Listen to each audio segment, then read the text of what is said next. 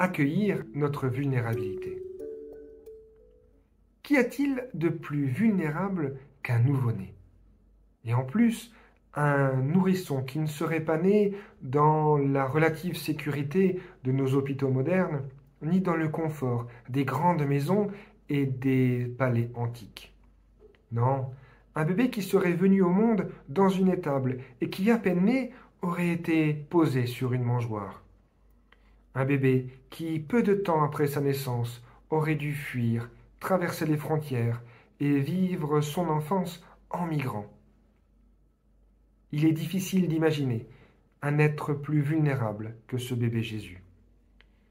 Et pourtant, pour nous chrétiennes et chrétiens, en Jésus, c'est Dieu lui-même qui affronte tout cela.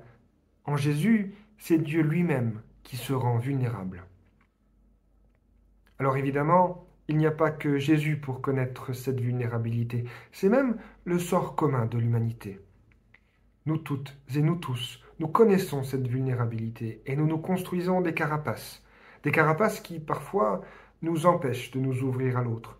Des carapaces qui parfois nous font nous taire quand nous devrions parler. Des carapaces qui parfois font que nous tournions le dos à celles et ceux qui auraient besoin d'aide.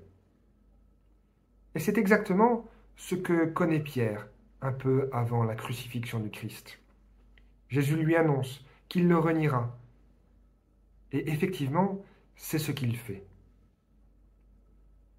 Mais Jésus, avant même que Pierre ne commette sa faute, avant même qu'il n'ait conscience qu'il est capable de cela, Jésus déjà lui pardonne.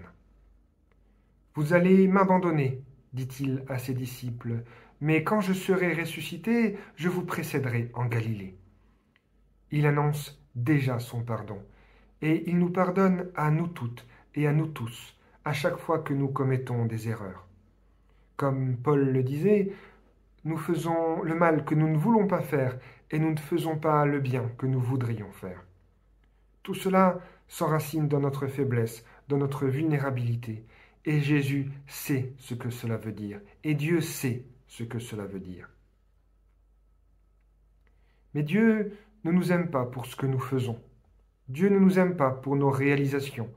Dieu ne nous aime pas pour notre perfection.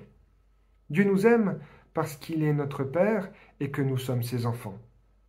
Pour Dieu, une personne qui vole n'est pas un voleur ou une voleuse, c'est d'abord et avant tout son enfant. Et rien de ce que nous faisons, aucune de nos erreurs ne pourra jamais nous séparer de l'amour de Dieu manifesté en Jésus-Christ. Et cela est pour nous libérateur, car nous pouvons oser donner notre imparfait maximum pour tenter de faire advenir le royaume de Dieu, un royaume de paix, un royaume de justice, et qui nous a été promis. Et nous savons que, quels que soient nos errements, quels que soient nos échecs sur ce chemin, nous ne serons jamais seuls et jamais abandonnés. Quelle joie et quelle libération!